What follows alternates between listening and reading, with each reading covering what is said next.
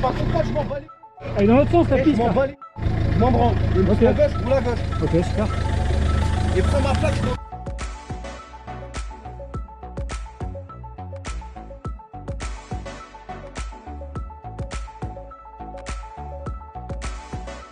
De cette extrémité-là, non et heureusement, mais les incivilités et les insultes arrivent malheureusement de manière assez quotidienne. Je pense que ce genre de situation arrive parce qu'on a un cruel manque d'aménagement. La métropole lilloise est une métropole qui est toute jeune en termes de cyclabilité, en termes de partage de l'espace. On a quand même depuis très longtemps été en tout voiture.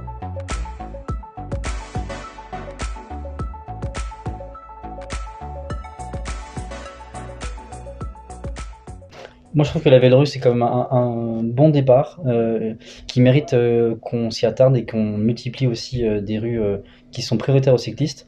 Malheureusement, elle manque d'aménagement.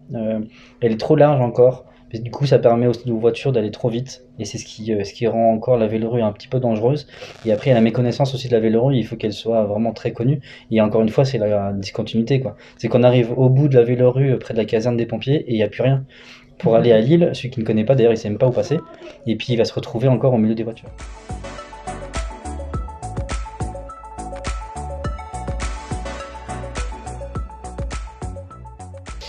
La place de la voiture n'a pas du tout été réduite, contrairement à ce qu'il avait été annoncé par les urbanistes. Encore une fois, on va mettre... alors ça va être une piste cyclable, mais elle va être sur le trottoir, donc on va encore manger de l'espace aux piétons. Et on va, plutôt que de régler la cohabitation avec les voitures, on va créer une nouvelle mésentente entre les cyclistes et les piétons. Aujourd'hui, 80% de l'espace public est occupé par la voiture entre les voiries et puis les zones de stationnement. Et le peu qui y reste, donc c'est pour les piétons et les cyclistes. Et malheureusement, on est tous avant tout piétons. L'automobiliste, quand il sort de chez lui, est avant tout piéton. Donc on a besoin de la place pour circuler dans la rue. Et ce qui va permettre d'apaiser justement cette réduire cette place de la voiture. Les places de stationnement, par exemple, vont faciliter la, comment dire, l'apaisement de la ville. Ce qui serait l'idéal, ce serait déjà, je pense, pour reprendre ce que demandent certaines associations depuis des années, c'est de ne plus avoir un code de la route, mais un code de la rue, déjà, qui puisse intégrer la totalité des utilisateurs de l'espace public, c'est-à-dire aussi les piétons, aussi ce qu'on appelle les nouvelles mobilités réduites, les trottinettes, les skateboards, tous ceux qui ont envie de circuler autrement qu'à pied ou en voiture. Qui soit avec une vraie remise à jour des obligations de chacun et du respect de chacun envers les autres et des espaces des autres.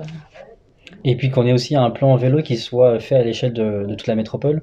Parce que les flux, évidemment, il n'y a pas que à l'intérieur du centre-ville de Lille. Les gens circulent entre les périphéries, ils circulent de la périphérie vers le centre ou inversement. Et du coup, on a besoin aussi de la même chose.